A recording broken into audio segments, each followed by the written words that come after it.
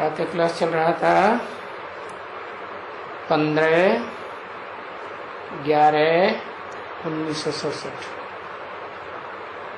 बुधवार को चौथे पेज की मध्याह्न में बात चल रही थी कि वो सन्यासी तो घड़ी घड़ी हद का सन्यास करते हैं और तुम तो एक ही बार इस पुरुषोत्तम संगम युग में बेहद का सन्यास करते हो। तो ये बातें भूल नहीं जानी चाहिए, ये तो अच्छी तरह से धारण करनी चाहिए। अच्छे हो तो सुनते सुनते सुनते समझो। अभी तो यहाँ हैं, आते हैं। अच्छा, अनुवाद में विलाय के चले जाते हैं तो भी वहां बैठ करके कौन देखते हैं? है विलायत में माया ऐसी प्रबल है, बहुत ही प्रबल, बात मत पूछो एकदम। हाँ, वो चोटी से पकड़ करके गिरा देती है। तो ये माया जो बाप के अपोजिशन में बैठी है वो कोई कम थोड़ी ही है। तो बाप समझाते रहते हैं, बच्चे इनमें तो पक्का बहुत होना चाहिए, क्योंकि पक्का सन्यासी बनना है, बेहद का सन्यासी, कच्चा सन्यासी नहीं बनना चाहिए। क्योंकि उस दुनिया में भी तो कच्चे सन्यासी होते हैं ना, है नंबरवार तो होते हैं। है थोड़े दिन सन्यास किया, देखा बहुत भटकना पड़ता है, जंगलों में डर लगता है, शेर चीता खा जाएगा, तो बस घर में आ जाते हैं, नहीं तो शहरों में घुस पड़ते हैं। तो कच्चे सन्यासी हुए ना, उनमें भी नंबरवार तो बताए। अभी सन्यासी देखो, कहाँ वो शंकराचार्य और कहाँ वो एक सन्यासी आएगा, लोन लिया था मुझे, है ये आटा चपटी लिया और जाओ आश्रम। तो यहाँ बहुत ही ऐसे बैठे हुए हैं सन्यासी, ढेर के ढेर। वहां काशी में जाओ तो ढेर सन्यासी बैठे हैं।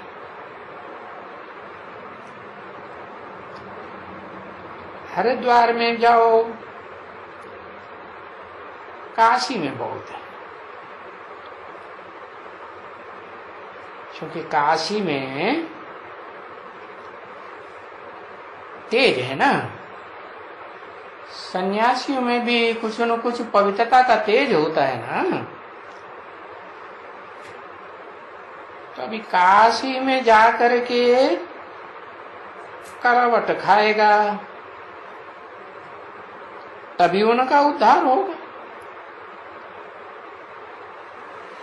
क्या तो वहां गंगा में बैठ करके गंगा स्नान करेंगे। जैसे ये हद की बातें, वैसे बेहद की बातें भी हैं। बेहद ब्राह्मणों की दुनिया में भी काशी नगरी है ना, गंगा नदी भी है। तो देखो दो यानी एक बात में भी दोनों मत नहीं है। ऐसे कहते हैं कि हम काशी में जाकर के वहां मरने से हमें मुक्ति को प्राप्ति होगी। एक कहते हैं नहीं, हम तो गंगा स्नान करेंगे गंगा के घाट पर। वो है ना गंगा का घाट, और तुलसी तो काली तुलसी और हरित तुलसी। काली तुलसी जंगल में फलती है,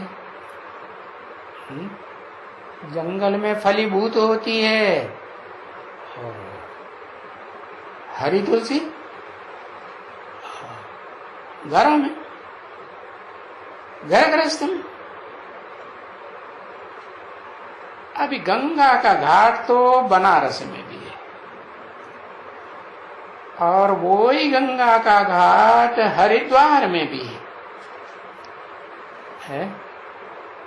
बनारस किसकी नगरी? बनारस कहते हैं काशी, काशी विश्वनाथ गंगे। विश्वनाथ की शंकर की नगरी बताते हैं। और हरिद्वार, हरि वो कृष्ण को कहते हैं। तो गंगा जब उतरती है ऊंची स्टेज से तो कहाँ उतरती है? हरिद्वार में उतरती है। तो हरिद्वार में भी गंगा है, बनारस में भी गंगा है, पर वहां तो शिव का मंदिर तो खास है एकदम। कहाँ?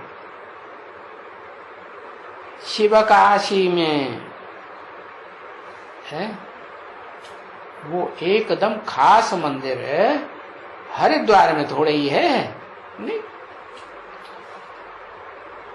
तो हरिद्वार से तो अच्छा उत्तम तो फिर बनारस हुआ ना। क्या?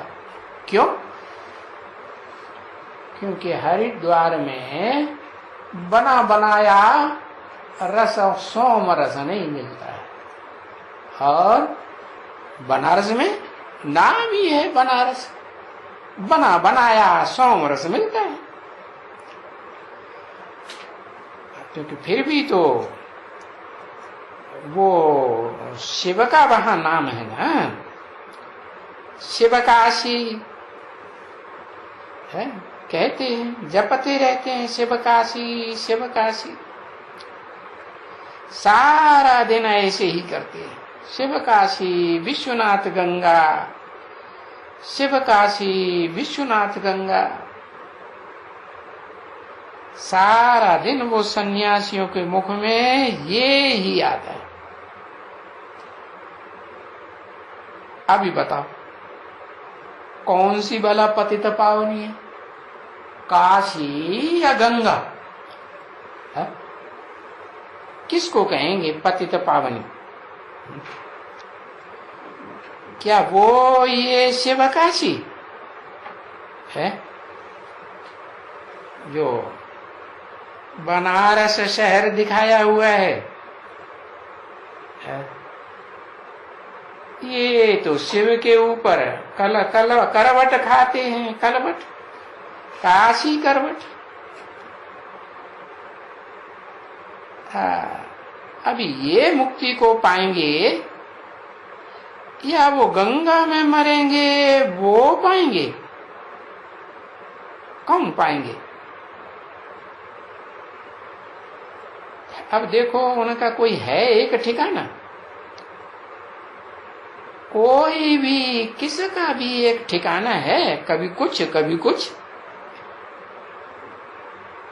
तो अभी सुप्रीम सोल वेद का बाप बैठ करके समझाते हैं बच्चों को मीठे मीठे बच्चों, ये सभी हैं सब भक्ति मार्ग, है ना? क्योंकि वहां पूजा तो करते हैं ना, है? और पूजा जड़ मूर्ति की करते हैं या कोई चैतन्य देवताएं होते हैं वो, है? जो लिंग दिखाते हैं वो जड़ है या चैतन्य है? जड़ है। अभी देखो, तुम तो कोई भी पूजा नहीं करते हो, क्योंकि पूजा देह की होती है, देह की मूर्तियों की होती है। याद तो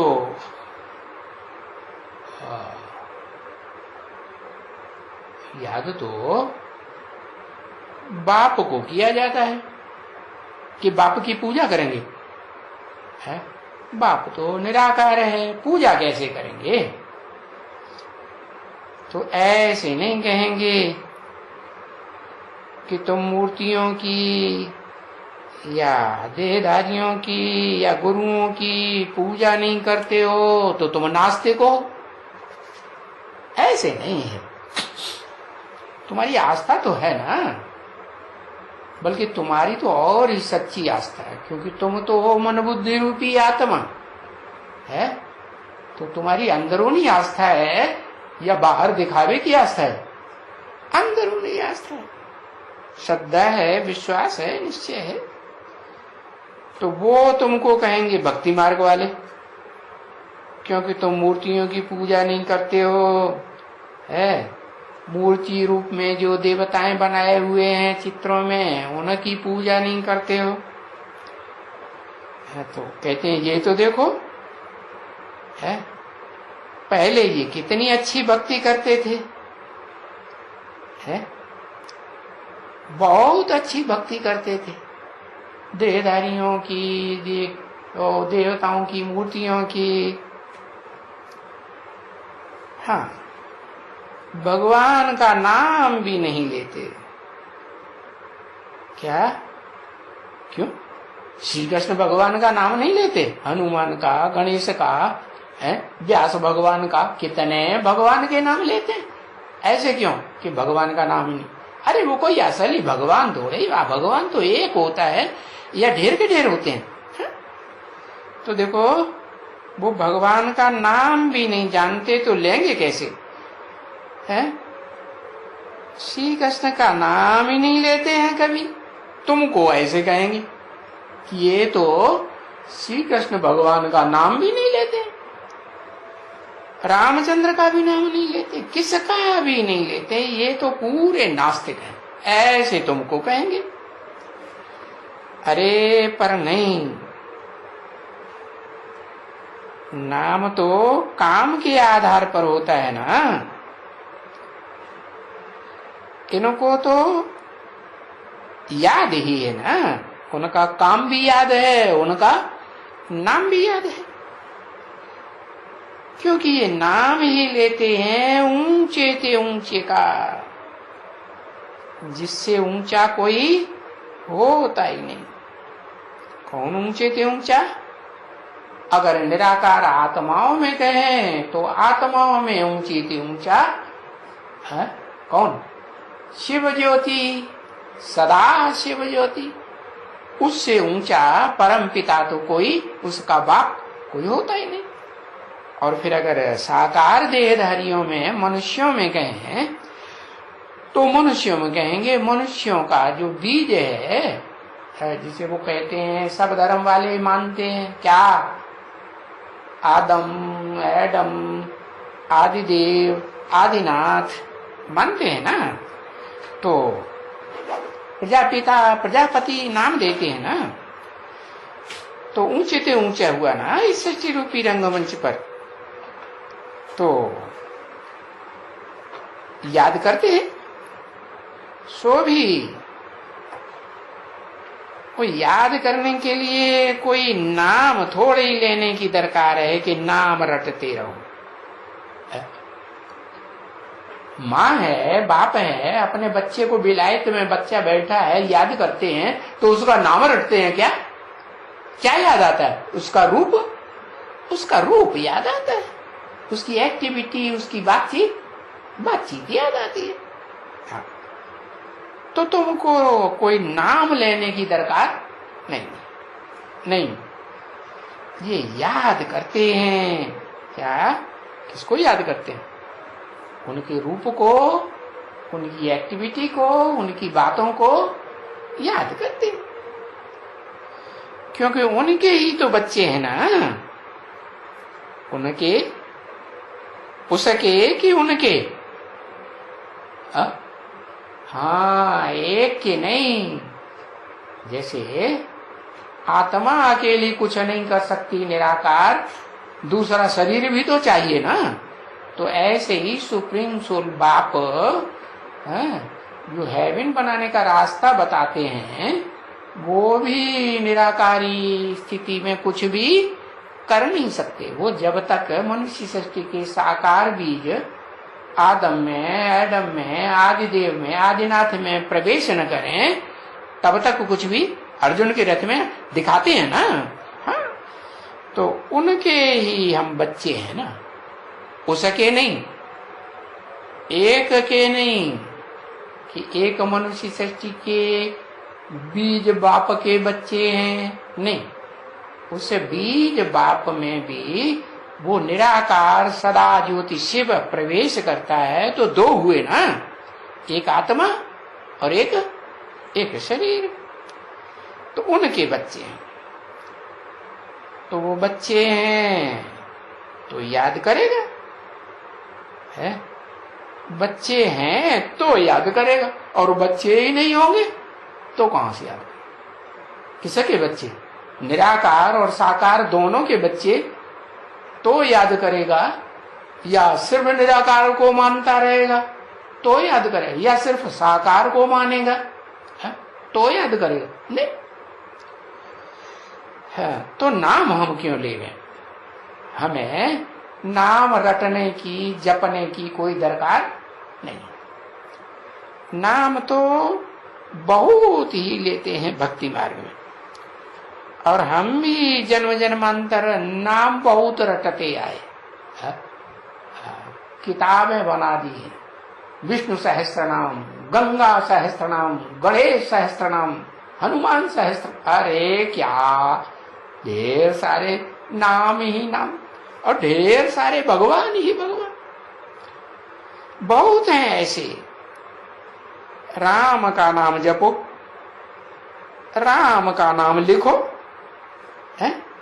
अरे राम नाम लिखो, जितनी बार राम नाम लिखेंगे और लिख करके आटे की गोलियां बना करके मछलियों को खिलाएंगे तो तुम्हारा बड़ा पुण्य होगा। कहते हैं राम नाम संग है वो। तो भक्ति मार्ग में नाम चलता है, और ज्ञान मार्ग में तुम्हारी बुद्धि में नाम चलता है कि नाम किस आधार पर पड़ता है? अरे दुनिया में भी जो बड़े बड़े नेताएं हुए, बड़े बड़े महापुरुष हुए, उनका नाम किस आधार पर चलता है? उन्होंने कुछ काम करके अच्छा दिखाया ना, तो काम के आधार पर नाम चलता है। तो ऐसे ही भगवान ने आकर के इस सृष्टि पर कुछ काम किया होगा ना, जो काम इस दुनिया में कोई भी विद्वान, पंडित, आचार्य, धर्म पिता, महान पुरुष, ऋषि मुनि नहीं कर सका। तो वो तो कहते हैं राम नाम संग है, समझे ना? ऐसे ही वो नाम उठाते रहते हैं। 15/11/1967 की प्रातः क्लास का 5 रुपये। तो वो जब आते हैं तभी भी ऐसे ही कहते हैं राम नाम हमारे संग है। कोई बाबा तो कोई भी शहर में, गांव में जाएंगे तो बस चिल्लाते जाएंगे राम रामा राम रामा राम रामा राम राम राम राम राम राम राम। तो सब जान जाएंगे बड़ा भगत आया,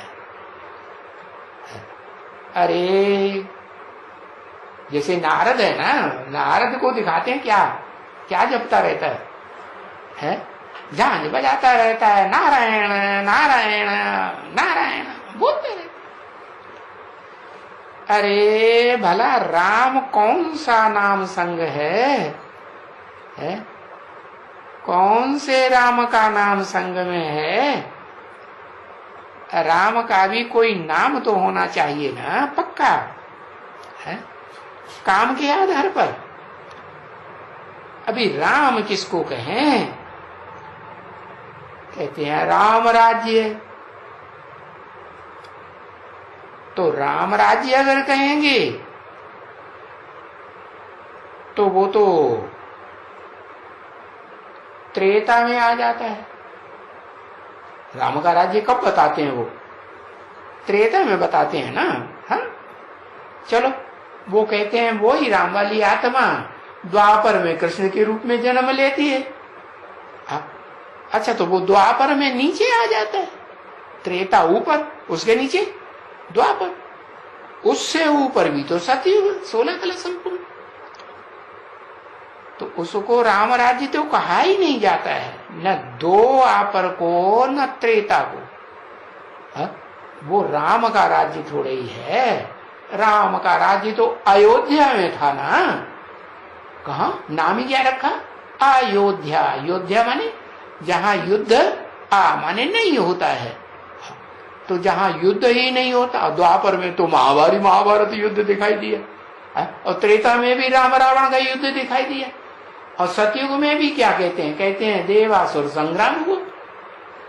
अरे राम राज्य में है कितना अच्छा, राम राज्य का वर्णन करते हैं शास्त्रों में कि वहां कोई भी दुखी नहीं था, कोई भी प्रकार की हिंसा नहीं होती थी, सब सुखी थे।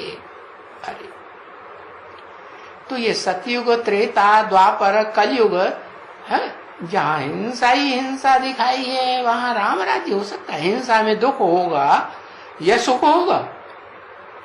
क्या होगा? दुख ही होगा ना। तो अभी कौन से राम का नाम लेवे? कौन सा राम राज्य है? राम राज्य तो तुमने अयोध्या में दिखाया, नाम रख दिया अयोध्या। जैसे आज की दुनिया में नाम रख देते हैं, नाम रख देते हैं क्या? नाम रख देते हैं वंशीधर, वंशी न पुंगो नाम है वंशीधरा। वाह भाई। और जल की न बुंदो नाम है गंगाधरा। ऐसे ऐसे भक्ति मार्ग में नाम रख दिए।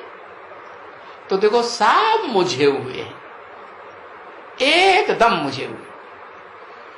सिर्फ राम कहने से ही मुझे हुए हैं।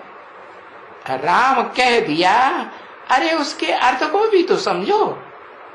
अर्थ भी करते हैं, संस्कृत में बताते हैं, रम्यते योगिनो यस्मिनीति राम। योगी लोग जिसमें रमण करते हैं वो राम। कौन से योगी लोग कहाँ रमण करते हैं? रमण करते हैं माने प्रसन्न रहते हैं, खेल खेलते हैं, मस्ती मारते।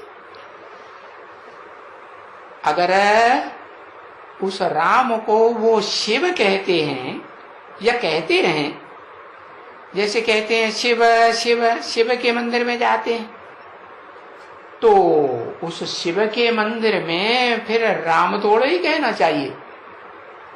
राम कहेंगे? शिव बाबा ही कहेंगे ना। हाँ तो फिर राम भगवान अलग हो गया, कृष्ण भगवान अलग हो गया। तो देखो उस शिव को भी राम, जैसे गांधी जी भी कहते थे राम राज्य लाएंगे, है? तो फिर राम राज्य तो फिर सतयुग को कहेंगे ना बच्चे। कौन से सतयुग को? उतरती कला के सतयुग को नहीं, जहां पीढ़ी दर पीढ़ी देवताएं जन्म लेते हैं और आत्मा सुख भोगते भोगते कमजोर होती जाती है, कलाएं कमती होती जाती है। नहीं, कमती होती हैं तभी तो त्रेता में 14 कलाएं रह जाती हैं ना। हाँ वो सतयुग नहीं, एकदम सतयुग के आदि का, जिसे कहते हैं आदि सनातन। आदि भी है और आदि में भी पुराने थे पुराना, इतना पुराना जिसकी स्मृति आज किसी को भी बुद्धि में नहीं है। क्यों नहीं है? क्योंकि वो सतयुग जो पहला युग है चतुर्युगी का है, जिसे कहते हैं 4 युगों का कल्प, उससे पहले तो इस दुनिया में बड़ा भारी विनाश हो गया था, है?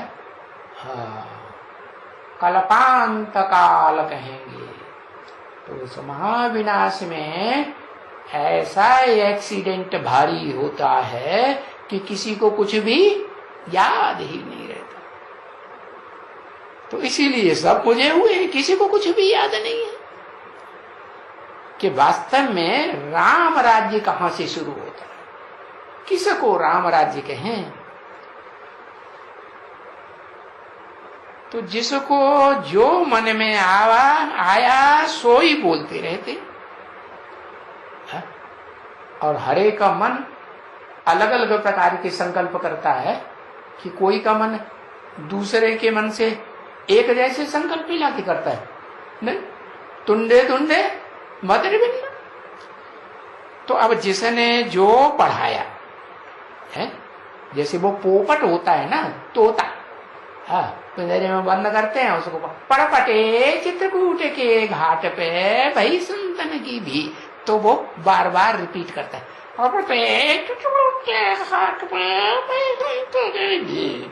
ऐसे बोलता रहता है ना। हाँ तो पढ़ाते हैं ना तोते को, पढ़ाने वाले पढ़ाते हैं, उठ पढ़ो, उठ पढ़ो काज सरो, ऐसे कुछ पढ़ते हैं। बस जिसको जिस गुरु ने जो कुछ भी पढ़ाया वो ही फिर कंठ कर लेते हैं। हाँ अब वो चाहे कोई धर्म के हों, चाहे वो सनातन धर्म के अपन को कहते हों, हिंदू धर्म के कहते हों, या इस्लाम धर्म के हों, बौद्ध धर्म, क्रिश्चियन धर्म के हों, या उनके सहयोगी धर्मों के हों, उनके गुरु जो कुछ उनको पढ़ाते हैं बस वही बातें वो ही रटते रहते हैं, कंठ कर रहते। इसलिए जैसे कि ये सभी पैरट शो बन गए, क्या ये सभी धर्म के फॉलोअर्स क्या बन गए? पैरट शो बन गए। माना तोतों का कोई शो किया जाए ना, कोई प्रदर्शनी लगाई जाए, तो ऐसे बन गए जो किसको सिखलाते ही रहते हैं, जिसको सिखलाते हैं वैसे ही रटते रहते। जैसे मैना है और पैरट है, उसका नाम मैना, उसका नाम पैरट। तो ये सभी क्या हैं? कुछ कोई मैना है, कोई पैरट है। जो जिसने सिखलाया वो ही सीख लिया, समझ कुछ भी नहीं है बिल्कुल अपनी, कि जो बातें जो कुछ भी आकर के बोलते हैं, चाहे धर्म पिताएं आकर के बोलते हैं, उन बातों पर विचार तो करें, है? अपना जो धर्म है उसके ऊपर टैली करके पता तो लगाएं कि क्या अच्छा है, क्या बुरा है, क्या करने से फायदा है, क्या करने से नुकसान है। कुछ भी नहीं, बिल्कुल नहीं।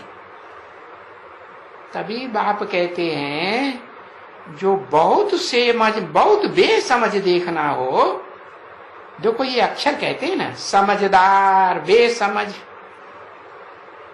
तो जिद भी तब बेसमझ करते हैं। क्या जो हठ है, जिद पकड़ लेते हैं ना, कौन करते हैं? वो बेसमझ हठ पकड़ लेते हैं कि हमने जो कुछ किया हमने ठीक किया। यानी एकदम पत्थर बुद्धि हो जाते हैं, किसी की बात सुनने के लिए तैयार। यहाँ तक के कोई कोई तो कान में उंगली दे लेते हैं। इबादत करेंगे तो चिल्लाएंगे, कान में उंगली देके अल्लाह अकबर, हम किसी की बात नहीं सुनेंगे सिवाय अल्लाह अकबर को याद करें। मुख भी ऊपर को कर देते हैं, देखेंगे भी नहीं किसी को इधर उधर, एक को याद करें।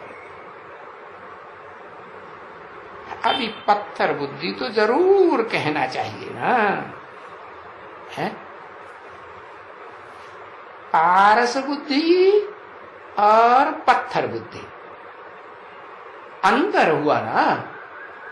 पारस के लिए कहते हैं जिसको टच कर दो लोहे को तो वो सोना बन जाए, संग का रंग लग जाता है तो उसे कहते हैं पारस बुद्धि। जिसके संग का रंग दूसरों को लगे, दूसरों का संग खुद को न लगाए, तो उसको कहते हैं पारस। बाकी ऐसा कोई पारस पत्थर नहीं होता है। ये तो उस परम पिता परमात्मा शिव हेवनली गॉड फादर पारस आत्मा की यादगार है, जो इस सृष्टि रूपी रंगमंच पर आकर के मनुष्य सृष्टि के बीज रूप बाप में प्रवेश करता है, तो उसको भी आप समान पारस बनाए देता है। कैसा पारस? जो भी उसे याद करेगा, जो भी उसके कनेक्शन में आएगा, तन से, मन से, धन से, समय से, संपर्क से, संबंधियों की ताकत लगा के आएगा, तो फिर वैसा ही संग के रंग से जरूर बन जाएगा। तो अभी तो वो भी तो समझ की बात है कलयुग में कि पत्थर बुद्धि होते हैं। कोई को भी पारस बुद्धि तो नहीं कह सकते हैं ना।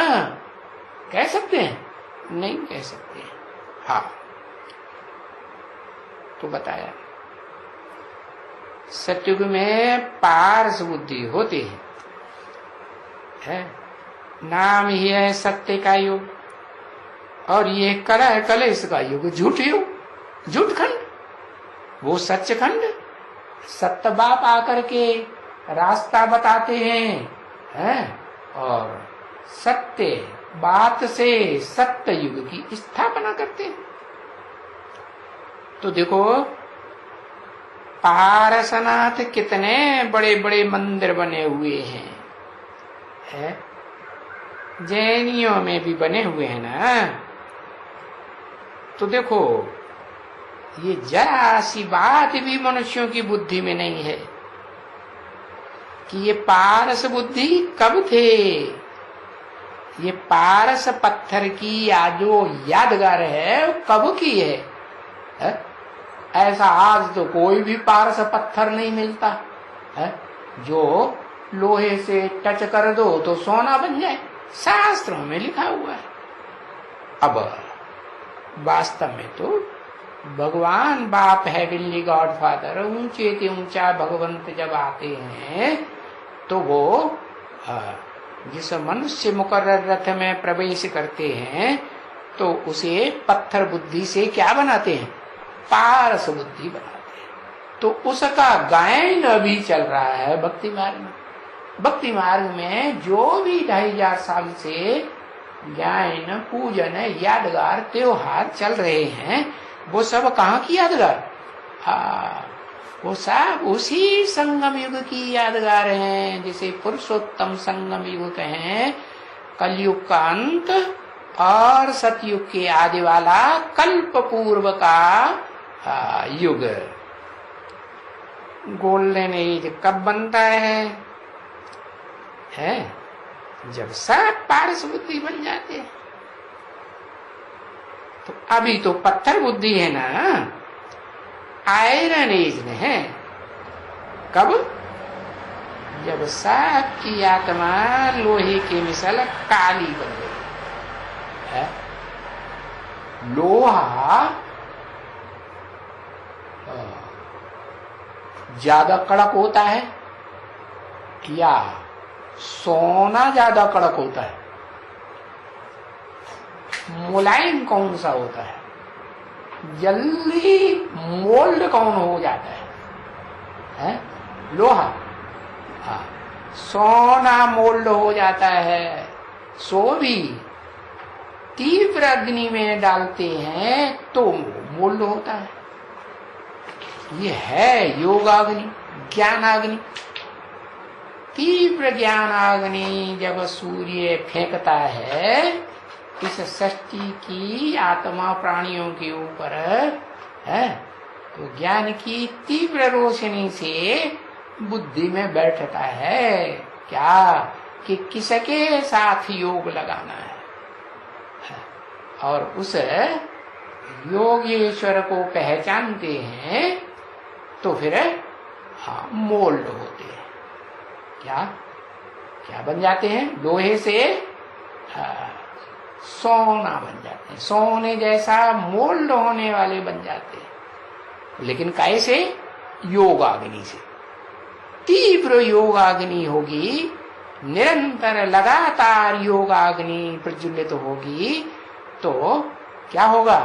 सोना सच्चा बनेगा, उसमें से सारी खाद लोहे की पड़ी हो, कलयुग में द्वापर में तांबे की खाद पड़ी हो, त्रेता में चांदी जैसी आत्माएं ढेर की ढेर उतरती हो उनकी पड़ी हो, या सतयुग में कुछ कम कला वाली आत्माएं सोने जैसी उतरी हो उनका संग का रंग लगा हो, वो सारा संग का रंग तब उतरता है जब निरंतर तीव्र अग्नि में, योगाग्नि में पकते।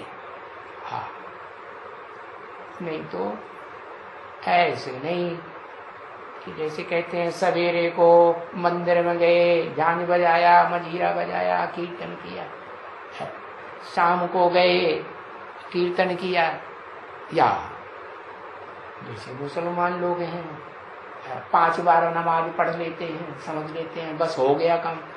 ऐसे नहीं, लगातार निरंतर धूनी लगी रहे।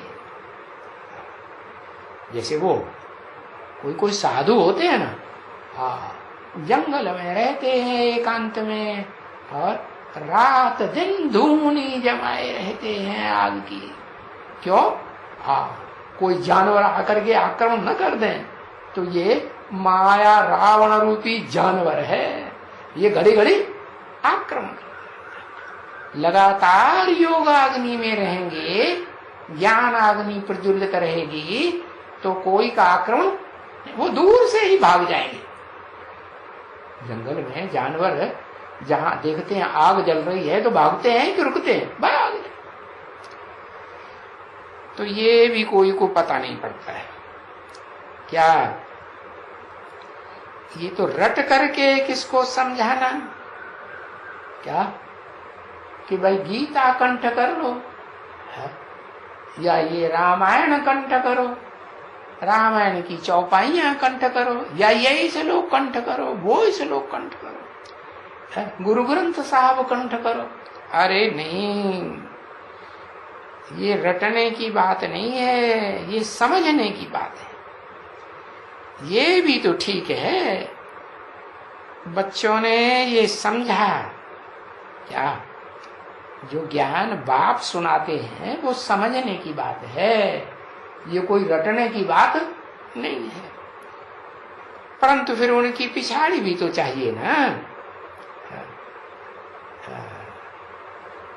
जो समझते हैं कहाँ तक समझे हैं, कोई संशय तो नहीं आ रहा है तो उन संशयों का निवारण भी तो करना चाहिए ना, तो पिछाड़ी, उनकी पिछाड़ी करनी चाहिए। ओम शांति।